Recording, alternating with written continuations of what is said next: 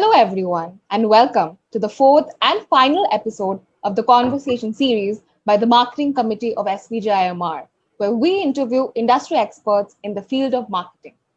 I, Shayuni. And I, Rashika, will be your host for this episode. It's a great pleasure to introduce our honorable guest, Mr. Prasanna Rai, the Vice President and Chief Marketing Officer of Wipro Consumer Care and Lighting. He is a marketing professional with more than 20 years of experience in managing brands across categories ranging from foods, personal care, and consumer durables. He has been associated with building of brands like Ashirwad, Kitchens of India, Listerine, and Glucovita Balls. He has also been the head of marketing for the Santur brand franchisee, a rupees 2,000 crore business in India. And he currently heads personal care, wash, and wellness product categories at Wipro. It's an honor to interview you and an SPJIMR alumnus of the batch to 1997. We welcome you, sir. Thank you. Thank you, Rashika and Shayani and Amulya. Yes, sir, we're delighted to interview. So let's talk about Santur. Santur is the first Indian soap brand to hit rupees 2,000 crores in sales. According to you, what has made that possible? Okay, that's a great question because you keep hearing about the consistency that the brand has maintained in terms of its positioning from people in the marketing fraternity. So first is I've been with Wipro for the last 6-7 years, but the brand has been built over a period of almost more than 20 years. So there's a lot of foundational work which was done long back before I took over this marketing for Wipro Consumer. So a lot of credit should go to people who operated before me on this. I think the most important thing as students of marketing that you can take away from the case study of Santur is consistency. I think consistency and belief in the positioning of the brand has been the single foundational pillar which has established Santur as a brand. Okay, that's the fundamental thing that I think is the greatest learning. So if something is working and it is working well, don't play around too much with it. That is first. Second is, I think it's a fantastic case study for understanding how a basic product benefit can be translated into a consumer benefit. Okay, what I mean by that is initially when the brand was launched, just to give you a history, it was launched in 1986.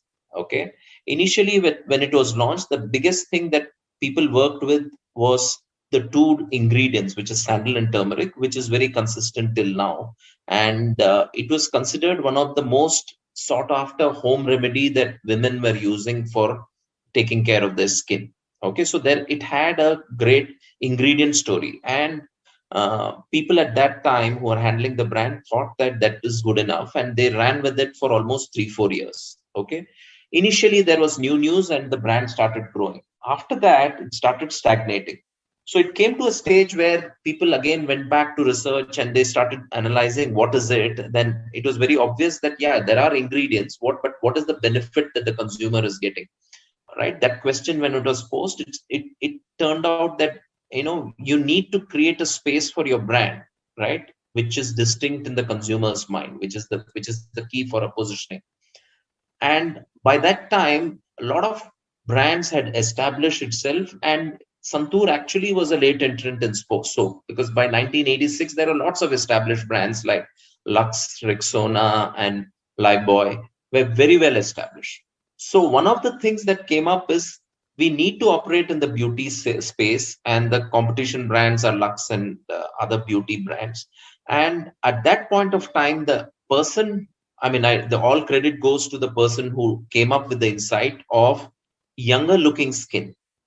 That's the insight which is the core of the brand. So because that's such an eternal insight, and it's an insight which works with women as well as men even today. But the insight of younger looking skin is so powerful that it's continued to be relevant even till today. So I think the key learning, the second learning is, if you're able to crack an insight which is so powerful about what our consumers feel about the product benefit of soap that you're offering, it translates or it enhances the benefit from basic cleaning, which a soap does, to almost providing you a younger looking skin. So that's the second thing. So these are the things that I think one could take as learning from Santur as a case study. Consumer insight and clarity on positioning, which lifts the product benefit, consistency in terms of execution, and focused approach as far as go-to market is concerned. So it is really commendable how the Santur brand concept has been kept consistent and fresh for the last 35 years. So what is one specific marketing campaign for Santur that you're really proud of? See, there are lots of campaigns. I'm saying Santur is actually a relatively easier thing for a person who's come in after the brand has been established. So there is a template which is there, and then campaigns move in a platform kind of a way. One of the things that I had brought in when I took over is that's the time when we had lots of natural brands which came into the country, starting with Patanjali, then Ayush, and many other brands, which brought in a trend for natural, which in any ways was the space in which Santur was operating. Okay, but since the competitive context changed with all these brands coming in, we had to build in trust back into the brand for Santur and along the lines of natural ingredients, which is sandal and turmeric. So one of the campaigns that we worked on when I had taken over the business here with Wipro is that we worked on a trust generating ad, which was a combination of testimonial, and also we introduced the concept of a skincare center. The thought was that historically for the last 25 and 30 years, consumers have believed in Santur, in the brands, in the states where we are extremely strong. We created a testimonial kind of an approach and brought in the thought that all these consumers who are part of the testimonial, who rave about Santur and who trust in Santur, because at the back end we've got a skincare center which takes care of the product in terms of getting the best sandal and turmeric and putting the right balance of sandal and turmeric so that you get a beautiful skin. So that's a campaign which really helped us establish further the trust on the brand. And we were also able to tackle Patanjali and Ayush, which tried to enter in our core markets. And so in our core markets, these brands could not make a dent to Santur. So that's something which worked. That was very interesting, sir, and gave us a lot of insights on what it takes to make a brand work in such a diverse country like India. Yeah. So, being a veteran in the industry, we want to know your take on how marketing for consumer care products has changed over the years, and what are some trends you predict will come up in the future? So one is clearly, as Indian consumers start using categories, more and more categories enter the households, segmentation becomes critical. Like one of the points which we just discussed in the previous example is regional preferences are different within this country. In fact, it'll be interesting to note that there are lots of soap brands, personal care brands, which use different fragrances within the country, which a lot of people are not aware of. So there is subtle differences in the fragrance catering to the regional preferences which operate. Okay, so that's one big change that I'm seeing. So one size fits all is something which is moving away, and it has gone to the extent so much today that there are lots of brands which are coming up in the FMCG space, which are e-com first brands, which are segmenting the market to such a niche level and targeting through specific ingredient routes. There are lots of brands which have started establishing themselves with small pockets and niches, which are becoming a threat to large established brands and companies like ours. Okay, so that's the biggest trend that I'm seeing.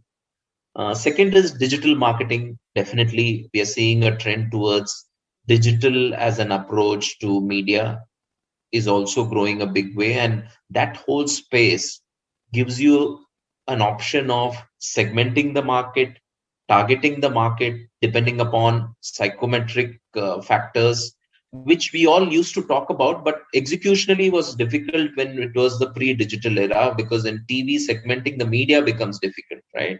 So now with digital marketing coming up, there is a huge benefit of niche marketing, which is very big. Yes, sir. Thank you for that answer. Just a follow-up question regarding that. So, as you can see, the pandemic has hit us all, and we have seen the increasing trend of e-commerce, specifically for consumer care categories. So, can you throw some light on that, how e-commerce has evolved in terms of consumer care? Yeah, that's that's a very interesting question. Like somebody in my office was saying that, what all of us marketers and CIOs could not do of introducing digital into an FMCG company, COVID did it for us. Pre-COVID, we were all doing digital marketing and e-commerce, but if you ask me, we were all doing a tick mark job where we didn't believe that it is resulting in business, and it is not critical for our business, especially the FMCG marketers. But COVID has changed it completely. And um, since I also handle e-commerce as a business for Wipro Consumer, I've seen it really going through the roof in the last few months. But it is, having said that, it is also coming back to a level. It is not still at the COVID level. It has come down, but it is settling down higher than the pre-COVID level. So that's the reality check that we are doing, because modern trade, which had got very badly affected during COVID, is coming back. So a lot of e-commerce consumers who had moved to e-commerce are also moving back to the modern trade. Now, coming to your specific question on e-commerce, it is an area which again gives you a lot of opportunities for marketing, and that's a space which people who have been like me, who have grown up in a different set of marketing ideas and marketing tools. I'm forced to learn a new ideas and new thoughts on marketing of e-commerce.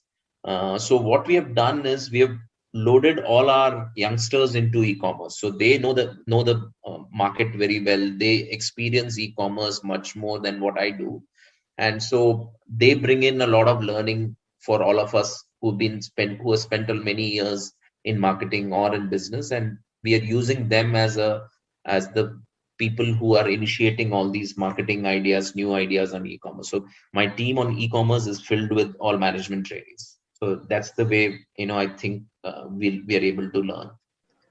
That was very insightful. And going along the same lines, as we Mhm. all know, the pandemic altered consumer behavior all across the globe, and the beauty/personal care market definitely took a hit. So, what did Wipro do to combat the situation in terms of strategy or new product development?